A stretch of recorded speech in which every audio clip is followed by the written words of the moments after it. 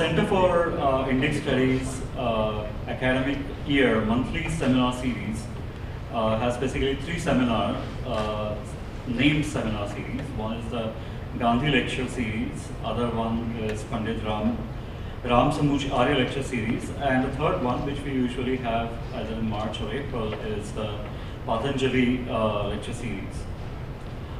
Center for Indic Studies itself was founded in October 2001 to coincide with Gandhi's birth anniversary, and it basically aspires to be a major resource in the US for Gandhi-related scholarship and Gandhi-inspired activism.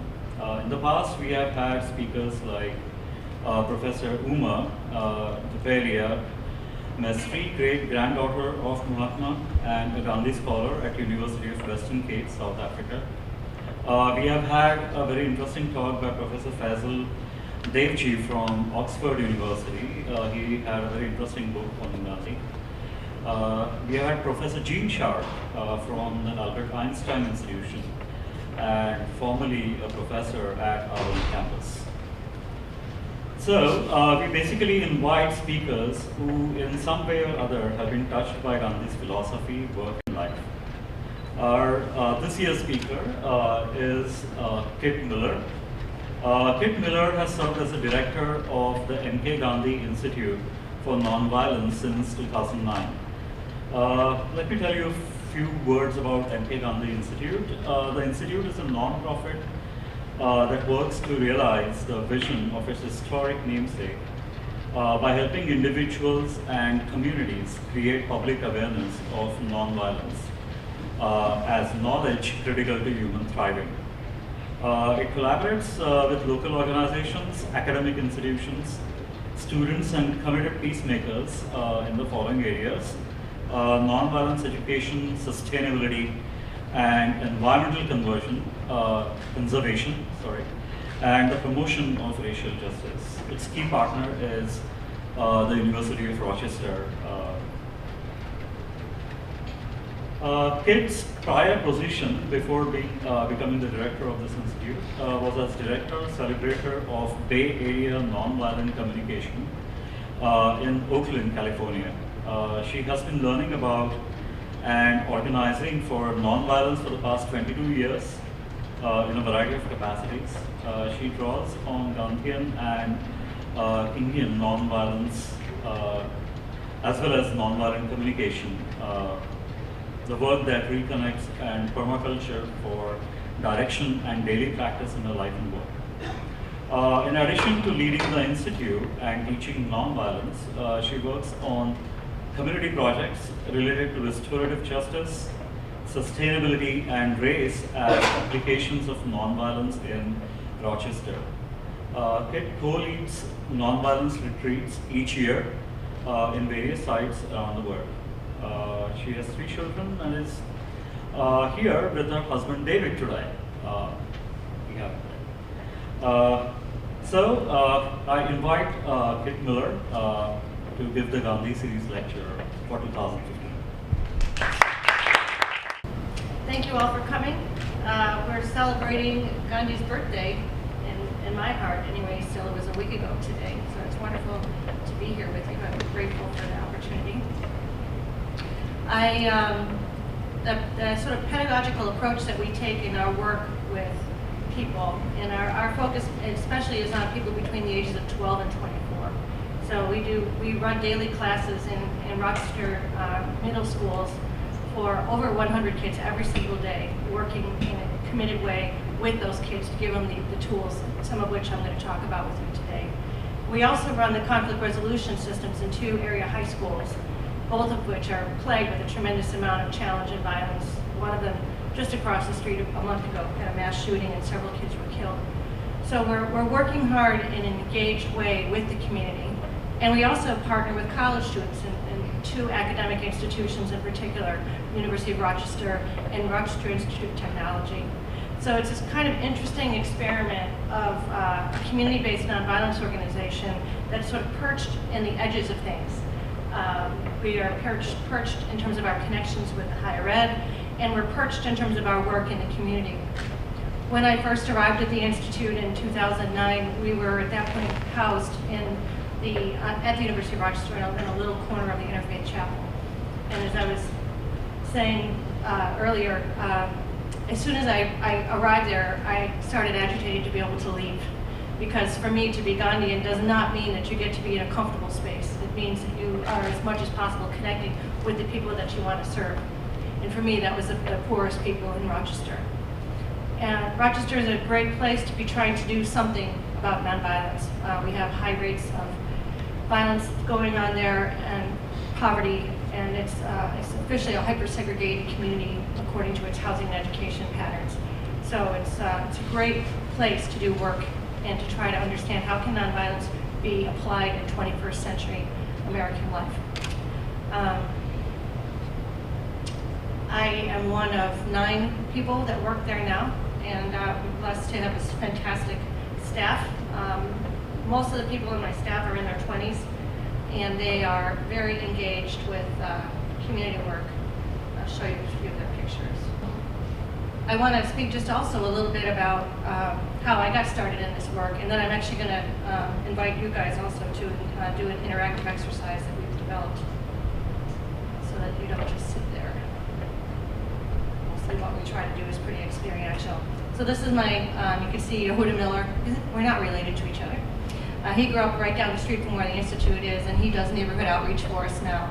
He's especially walking around and talking to people in the neighborhood. What do we need to do to bring each other together in a neighborhood plague with a lot of violence? Next person down is my colleague Shannon. She started working with us originally as a Mennonite volunteer service worker and now serves as our associate director.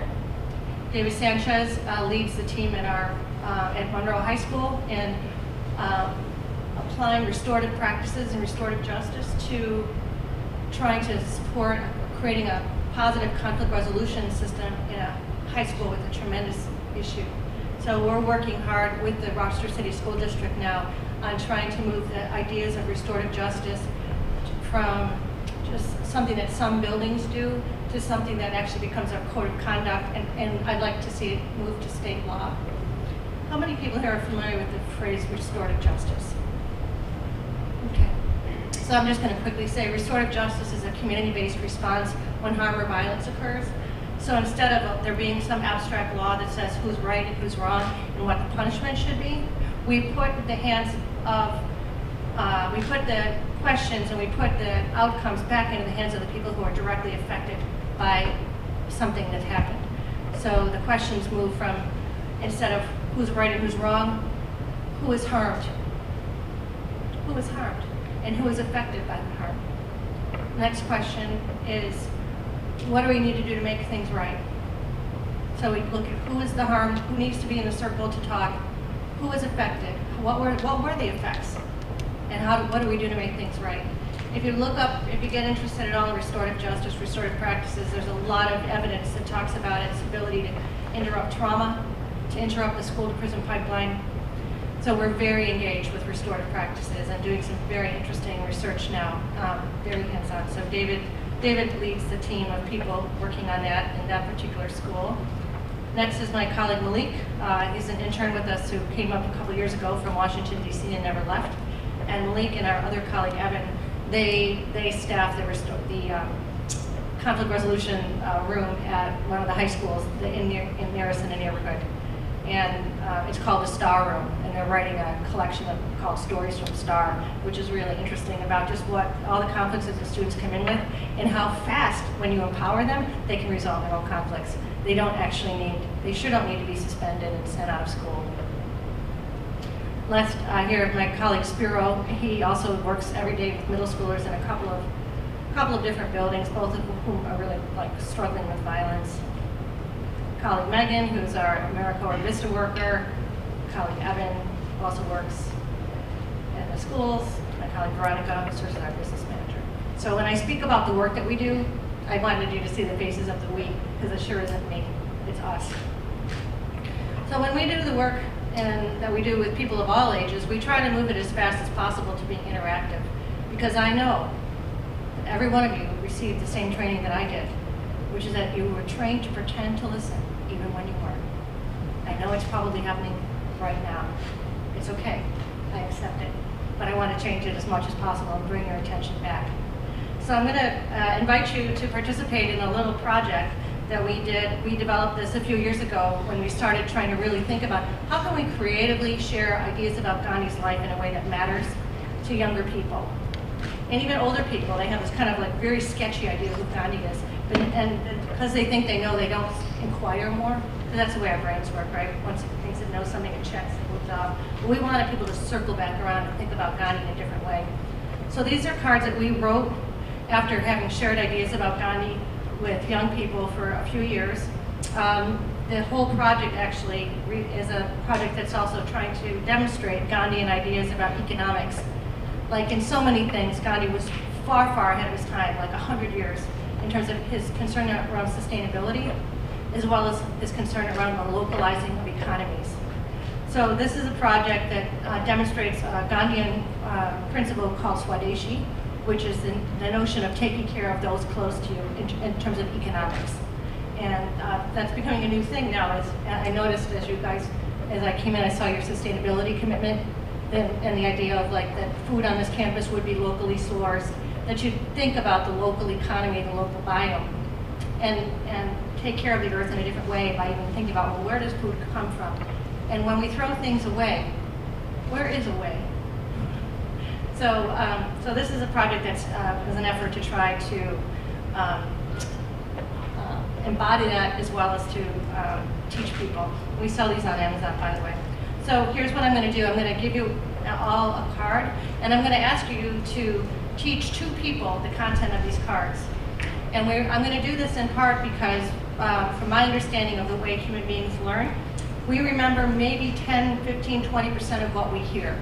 So right now, your ability to retain what I'm saying would be probably minimal. Like if I'm really good, in a few years' time, one thing I say will have stuck in your mind. You'd be like, yeah, that thing that lady said. Remember that thing back in college? Yeah, so that's as good as it gets as far as human memory goes. So I'm always interested in bumping up the percentage. I want to use our time effectively. So then I was reading, and I found out that actually we remember about 40% of what we read and learn with other people. So like if you're doing a working group in a class and you're reading together and you're talking over the concepts, that means about 40% of the knowledge will probably stick. That's better, but not great. But then I found out that actually people remember 90% of what they teach. We remember 90% of what we teach. So we actually structure a lot of our workshops, trainings, and activities now in getting people to teach as fast as they possibly can, teaching each other. And then we just get out of the way. We even now have a thing where instead of charging tuition for our trainings, the tuition for the training isn't money. It's that you go out and teach at least 2 groups within 30 days what you learned. So we're having a really different approach to thinking about how to share information with people. So I'm going to pass these out. We're going to spend just 5 minutes or so, and I'd like you to just share the content of these cards, then we're going to come back and talk about what out of these cards help you to think about a lived practice of nonviolence. So the question is, did you hear anything or did you read anything off your card to help give you a clue about a lived practice of nonviolence?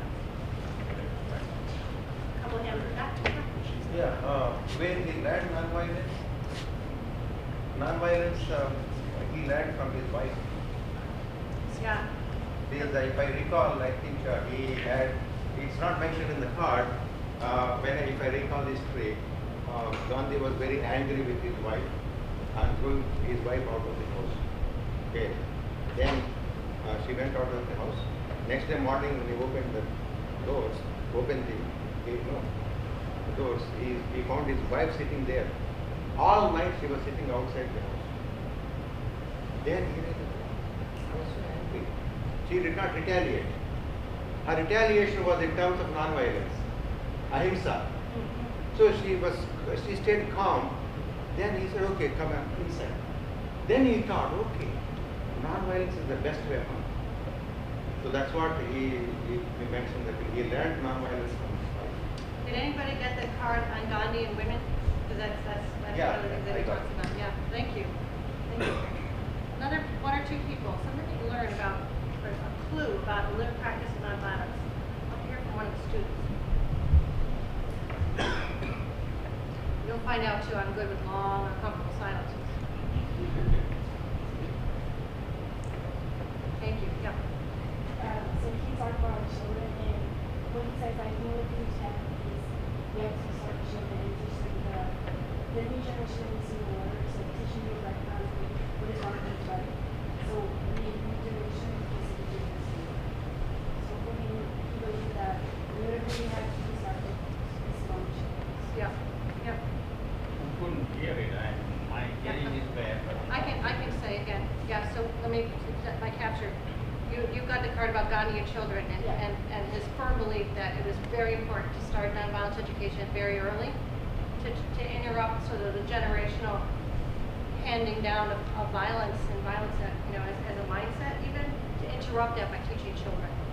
Yeah. And it's interesting because part of that awareness is why that's guided our focus to be between the ages of 12 and 24.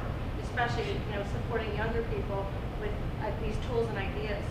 And some people say even 12, it's too late. You need to start earlier. So we're looking at kind of going down. And at the same time, adults have so much power in the world. So even if we continue to teach these ideas to younger people, we also need to make sure that the adults are supporting them, not incarcerating them for their ideas, as people have been. Anybody else? Something that you learned about from the card? Looking over at this side.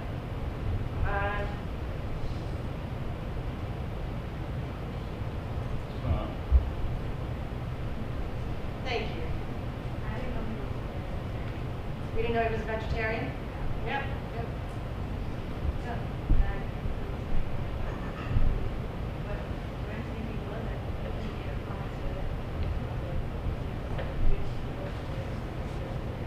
Yes. His mom was very worried when he went off to study law in England that he was going to turn into a meat eater and just fall off the path of righteousness every which way. And so he made a promise to her, a vow. And he had experimented some with eating meat when he was younger, but actually it was when he was living in London that he got really passionate and interested in diet. He played with issues around diet and health all of his life. He actually was a passionate nurse and was involved with nursing sick people both for the years he was in South Africa as well as with nursing people later on when he returned to his work in India. He was a man with many, many, many interests. Yeah, and health and diet was one. Yeah, thank you. And the notion of cultivating a lived practice of nonviolence. What does that even mean? What does that even mean? For me, it means that I'm consciously trying to integrate ideas about my values into my everyday life. That the way that I spend money, the way I transport myself, the way I speak to people, the way I interact with people, where I live, what I do, that everything relates to my values. And I try to be as conscious of that as possible. And that can never be anything but an attempt, because none of us are perfect. So I'm going to mainly speak right now about the notion of a lived practice of nonviolence in terms of how I manage myself and how I interact with other people in terms of my work life. And there's a whole other piece around how do we think about our consumption of goods, for instance, or how we transport ourselves, and how do we? I know Gandhians who don't use oil. They only live lives now where they're not consuming oil because they see it's so bad for the earth. So everybody has their own flavor of what is a lived practice of nonviolence. But I'm going to mostly speak about nonviolence in my own inner management as well as how I work with other people in relationship to it.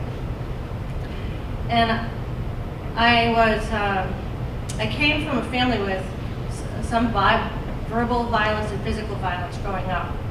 So my journey with nonviolence really accelerated when I became a parent. And I realized that I had all that conditioning in there ready to come pouring out. And it was a really hard time because I got scared, basically. And I was pretty committed to not passing on some of the things that had been given to me. But I didn't know what to do. I honestly didn't have a clue. And I think that happens to a lot of people when they become parents. And then you just start out and you think you're going to be able to do better, and then our habits take us over, or overwhelm, or lack of resources, or whatever. But I was really blessed that I just was able to find the support that I needed at home to be able to start. So I studied nonviolence really just out of becoming a parent and wanting to do a better job with my kids. So that's really where I got my start. So I'm going to speak a little bit about what I think of as inner organizing. So there's inner organizing, how I organize myself in relation to the work, and then there's the outer organizing, is how I relate to other people. So I'm just going to throw out some ideas for you. One of the things I want to really highlight is I started into nonviolence also because I started to be a meditator, and when I was first in my 20s, and I started for the first time to tune into my own inner dialogue and hearing my own thoughts. And what I was really saddened by was that even when I was sort of speaking in a pretty harsh or sarcastic way out to somebody else, what was going on inside of me was always an order of magnitude worse. It was amazing how fast I could trash myself. I hope none of you know what I'm talking about. But I could hate on myself at the speed of light. And I realized, how am I going to interrupt that? So one thing I want to just put out for you is an idea is to find something that helps you to slow down your stimulus response pattern.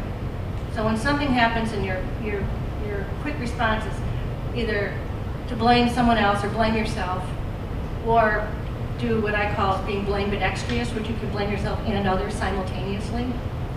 Do anything you can to slow that down. Some people, it's prayer time or meditation time or a somatic practice, like I was excited to hear about the yoga series that you guys had here. Whatever you can do that breaks that stimulus response pattern, whatever you can do to slow it down, that's going to help you to move in a direction of a lived practice of nonviolence. Does that make sense? So that's one thing I really want to put out. I don't think that we can be thoughtful about our lives and if we don't have some space in our lives where we can slow down and do that kind of self-reflection and self-connection.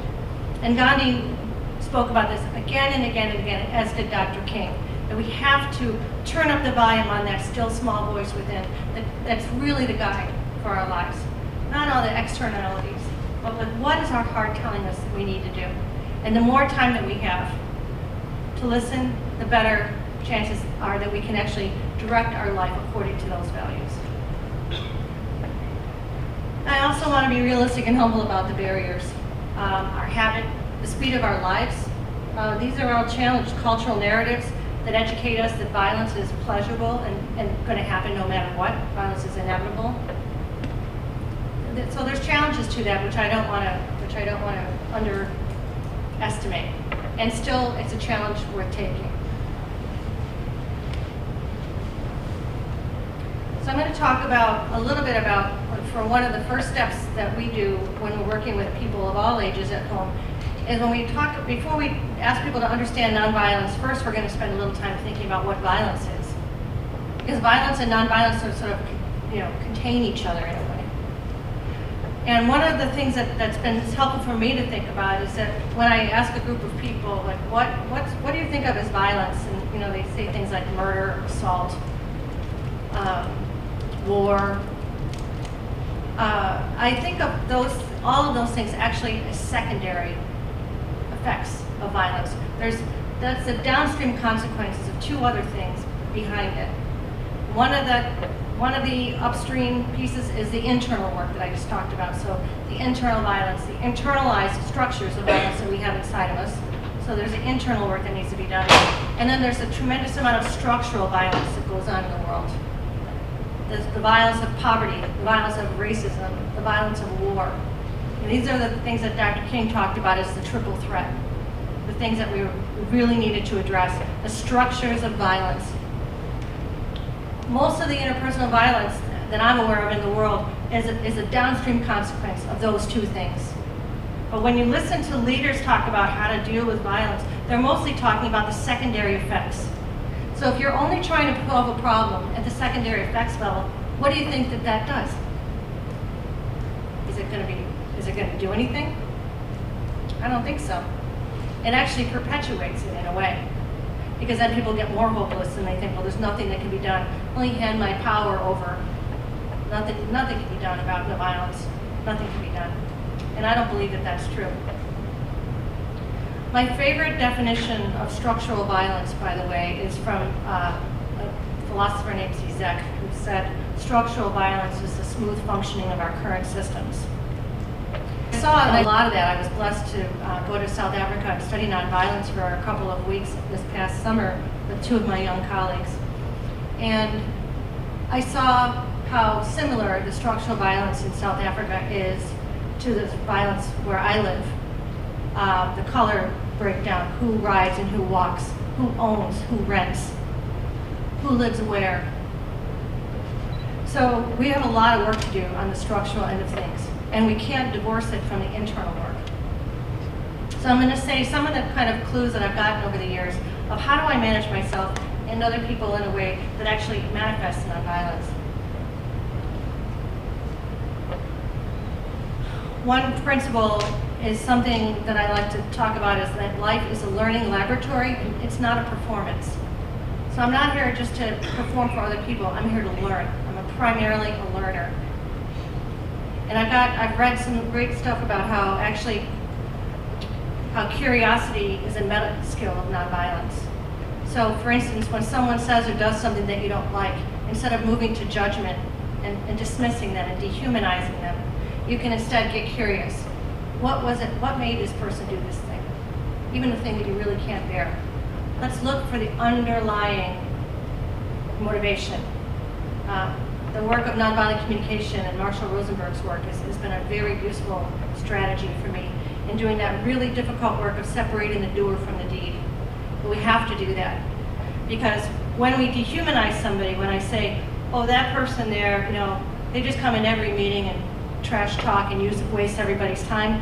If we dehumanize people in that way, or if we dehumanize groups of people, then that's the first step to violence. Because we can't really do violence to people whose humanity we regard with as much care as our own.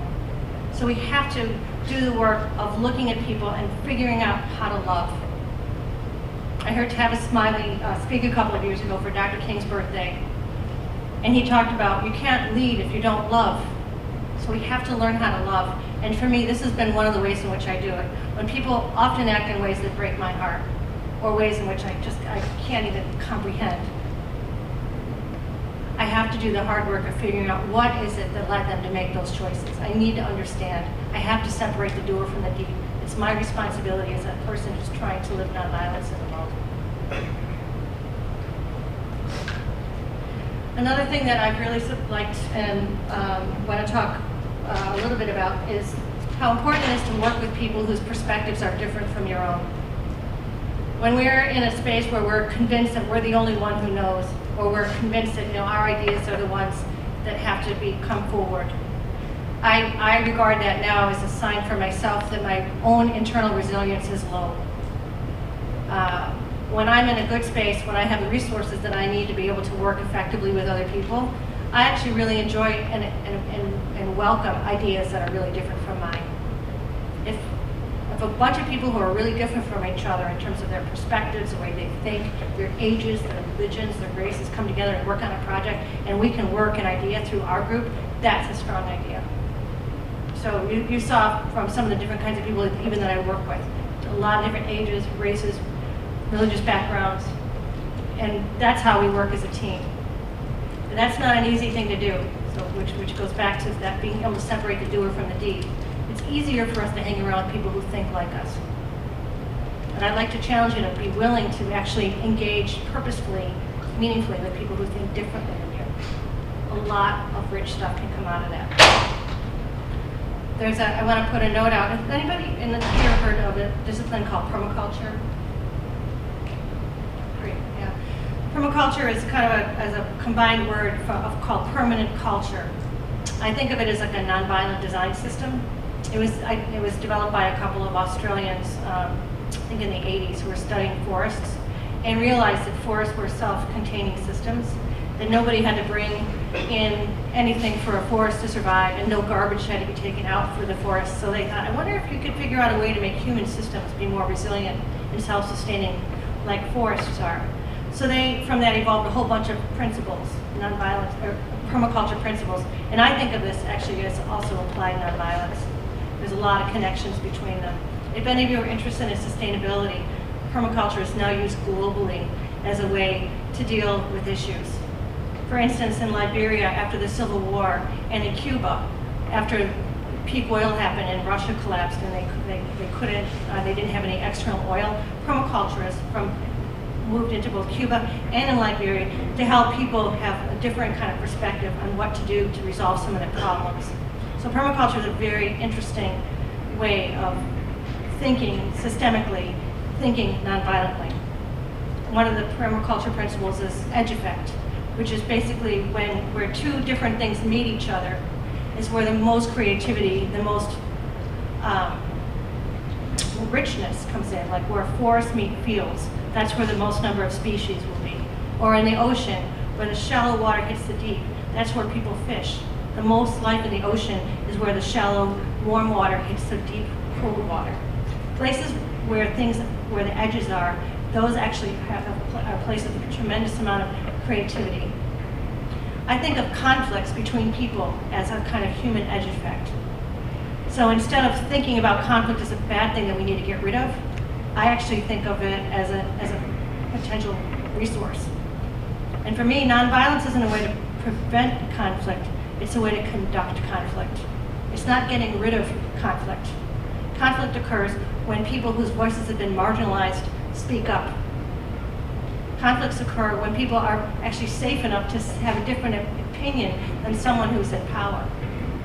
So actually, I'm excited to be around conflict. So one of the things that we need to do in order to feel safe and okay to be around conflict is you have to get your own operating instructions down. You have to get to know your own anger. You have to get to know your own discomfort. Where this country, and certainly in the family I was raised in, we're super conflict averse. You know, hating conflict, do anything to avoid it. But I'd like to challenge you to think about a lived practice of nonviolence includes a willingness to get to know conflict inside of yourself and then around you so that you can be more useful. It's so helpful to not be afraid of my own anger and other people's anger. I got a lot of stories of being able to walk up to people who are losing it at different sites and being able to just stand next to them and be helpful to them. It's like a very rich thing to know how to do. And the cool thing is that there's constant opportunities for practice. So even if you decide to ignore me and take this up in a couple of years, don't worry, you'll find an angry person you can work with or work with your own. One other thing I want to say about anger. I actually don't think of anger as a primary feeling. I think of it like violence itself, or like a lot of the kinds of forms of violence, as a secondary effect. Most people, I believe, actually anger is the result of some other feeling that gets so intense so quickly that you end up experiencing it as anger, like frustration or fear. I got called in to work with some kids in a school the day after September 11th, 2001 happened. And we were just a few hours from New York City. So it was a big time. People were still not knowing who was dead and who was alive down there. It was very scary. So I was asked by a school to go in and speak with the kids the next day. And I had 20 minutes with each class. And I thought, what am I going to do? Let's talk about anger. So I went in and I said, I want to give you guys some information about anger so you can go out and be helpful in your world. It doesn't matter that you're 10. The world needs you. So let me ask you this question. A little kid runs out in the middle of the road and almost gets hit by a car. Just misses it. The caregiver, mom, dad, big brother, big sister, grandma, whoever, grabs him, brings him back over to the side of the road, to the sidewalk, and says, don't ever do that again, in a very loud voice. What's going on with this person? They sound very, very angry, but what's going on? Scared. They're scared. So one of your attentional homework assignments, if you choose to accept it, is to, when you leave here and you start paying attention to people's anger, start getting curious about it. When I'm around angry people now, I'm not so scared of them because my guess is that they are scared themselves or just deeply frustrated. Anger doesn't happen for things that you don't care about. So and now when I get angry, like the question I put on myself is, what am I caring deeply about that I don't know what to do to change? That's the only time I get angry now, is when I've hit that intersection of helplessness and caring. If I know what to do, I don't get angry. If I don't care, I don't get angry. But if I care a lot and I don't know what to do, that's when anger rises in me. Get to know your own anger, and it's such a useful skill on the road. I highly recommend it. when people bring me feedback about things, things not going well, I take it as a gift. It's so great to be someone who can be a manager or in a leadership role, and people that work with you, that are around you, they know that you genuinely want to hear the feedback. And every one of you is going to be a leader in your lives. If nothing else, you may choose to become parents. So be someone who can receive difficult feedback and be grateful for it.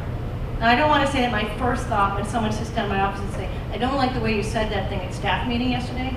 My first thought is not still, even after all this practice, it's still not, oh, good, all the time.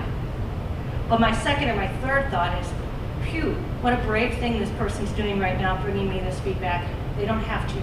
Thank you. So I go with my second or my third reaction with a lot of these things, not my first. My first is still a condition. What's wrong with you? But my second and my third is, thank you. How can I learn if I don't get feedback? I want tight feedback loops. We need them in our world. I mean, we need them in every way we can. It's just like when you don't know how much money is in your bank account, you keep spending.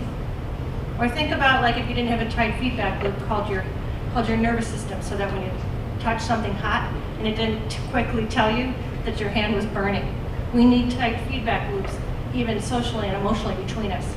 And not being afraid of conflict is a way to achieve that.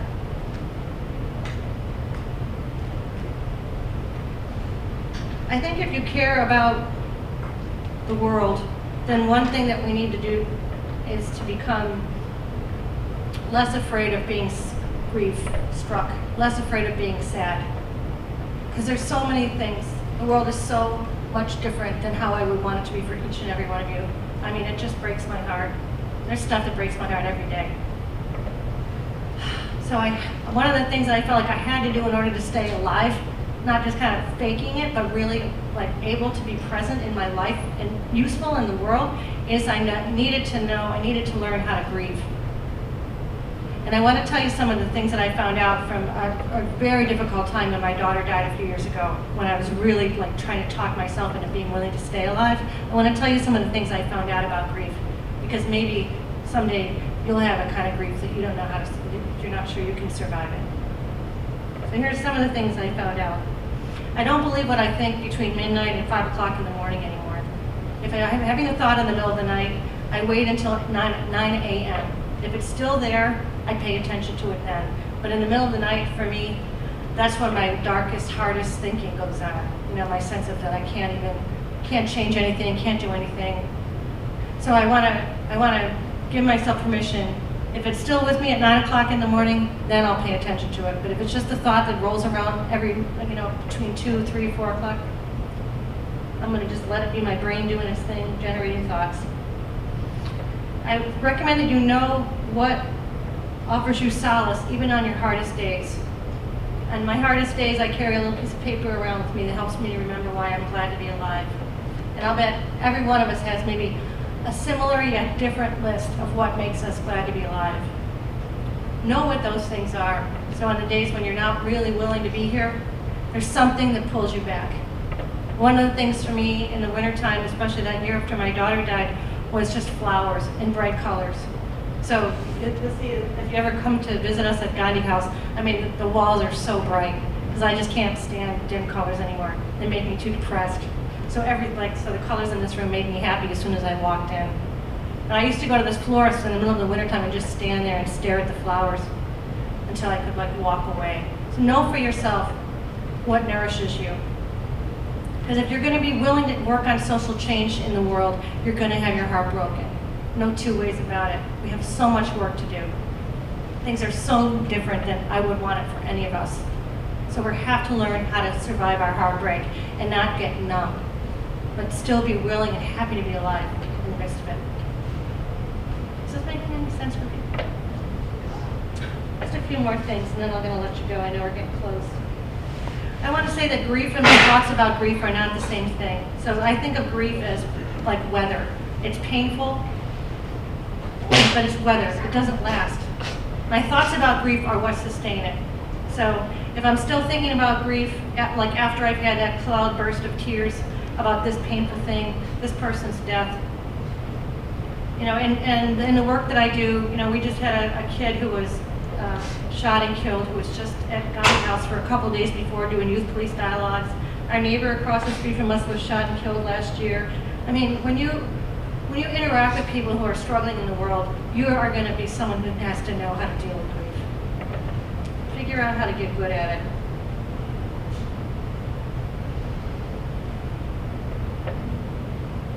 One of the things that I've really learned a lot about and gotten really interested in is the whole issue of privilege. And I do a lot of workshops now at home for people thinking about how do we use our privilege in the world as a source of power and medicine. Because mostly people want to act like they don't have privilege. What do you mean I don't have privilege? But I'm actually excited to claim all the kinds of privilege that I have. And I'm always making up new kinds of privilege that I don't even think other people think of. I think it's a privilege to have work that you love. A lot of folks just do work because they need to, because they got to put cash in the checking account to get their family's needs taken care of. I'm so privileged because I do work that I love. If I wouldn't want another job, that's a form of privilege. There's all different kinds of privileges that we have. And one of the things that's easy for us to do is to think we can do a quick inventory of the privilege of everybody around us and act like we don't have it ourselves. So one of the things that I recommend people do to cultivate a lived practice of nonviolence is to get aware of what is my own privilege profile. Every one of us has it. Maybe we're able-bodied. Whatever it is, there's a whole list. Some of the forms of privilege that we have are relatively fixed. In general, women are going to be paid less than men in the world, and so that's a fixed form of privilege. But in some settings, it's still better to be a woman than a man. In general, brown and black people in this country have a harder time in almost every single way than people who walk around in skin this color, in general. But in some settings where I work, actually the fact that I'm this color means I don't have credibility. Look for where your privilege is and get acquainted with it. Because if you don't know what it is, if you don't know what your privilege is, then when you have a lot of it, you're probably more likely to abuse it. And this happens with people when they get power in the world a lot. So I think one of the things I want to urge you to do as you go out and become powerful leaders in the world is to get to know what your own privilege is, what your rank profile is, if you will. I want to reference a book that I use a lot in teaching at home in case any of you guys are interested in these ideas. It's by a guy named Arnold Mindell, M-I-N-D-E-L-L. He and his wife Amy have written some fantastic stuff about privilege and rank. Rank being the sum of all of our privileges. And they talk about that rank is a drug. The more you have of it, the more you want. And that you're completely, most of us are unconscious of the rank that we have. So I love using my rank as medicine in the world instead of being unconscious of it. Like one example, there's a coffee shop near where I work, and I'm always mystified why the high school kids who work down the street don't use the coffee shop. But I finally figured out that the owners of the coffee shop chase those kids out when they come. So a while ago, I went into the coffee shop and I noticed a cup of coffee. I was grabbing a cup of coffee and I noticed a couple of the high school kids sitting in the corner. And I was like, oh sweet, some kids are actually in here using this coffee shop. Good, right? Then I noticed a couple of police officers coming around the corner. I thought, oh, they're going to chase. So I thought, I'm going to play with my privilege here. So I walked over and sat down next to the kid and started chatting them up like I knew them, and they're looking at me like, who is this lady? And the police officer came around the corner, and he stopped and he looked at me, and I looked at the officer and I said, excuse me, can I help you? I was using my privilege in that moment to put that guy back on his heels a little bit, because he was ready to just go in there and say, you're not welcome in here, even though the two had a cup of coffee in front of them. Learn your rank profile, learn about your privilege, and learn how to use it well in the world. It can be medicine. It's not something to be gotten rid of. You know, people are often saying to me, well, I want to overcome my privilege. I'm like, you can't. It just is. It's just a thing. It's not a thing that you deserve. It's just a thing you got handed. And it's circumstantial, too. Like in the board meetings at the Gandhi Institute. When we're talking about finances and fundraising, all the young members of our board are pretty quiet. There's not so much to say. Next item on the agenda, social media. The rank flips in the room. The older people who had all sorts of things to say about finance and fundraising get completely quiet. And the young ones are like, no, don't do that, do this, we gotta do that, we gotta do that. They have it, they got it. So use and think about where you can use your rank and privilege in the world for good. Use it for healing. Gandhi messed with privilege and rank in some amazing ways. Think about it. He was the most powerful person in his country, but he dressed like the poorest. He ate like the poorest. He traveled like the poorest. Think about what it would be like if people who were in the U.S. Congress and U.S. Senate decided to live in the poorest neighborhoods of the districts that they served. If they rode Greyhound, if they took the train to Washington, what would it mean if people who had a lot of rank and privilege did what Gandhi did? It would be revolutionary. It's just one of the many, many ways in which I admire him and his choices. Just think about what it would mean. I know all of you are going to go out and be those kind of people in the world. So I hope that some of these things that I said support you to be able to work with your life in ways that are really profound and meaningful. I'm going to leave you with a quote. It's a quote that's at the back door of the Gandhi House by Dr. Martin Luther King. And one of my young colleagues set up a listening booth and took it away. He wrote, "What are your thoughts on listening?" We do these tables up and down the street where the Gandhi House is, just to engage with neighbors. What are your thoughts on listening?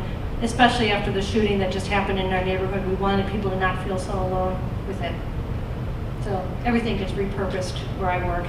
But at the back of it is the quote I wanted to share with you today. This is from Dr. King. "If humanity is to progress, Gandhi is inescapable. He lived, thought, and acted, inspired by the vision of humanity evolving toward a world of peace and harmony. We may ignore him at our own risk." Thank you.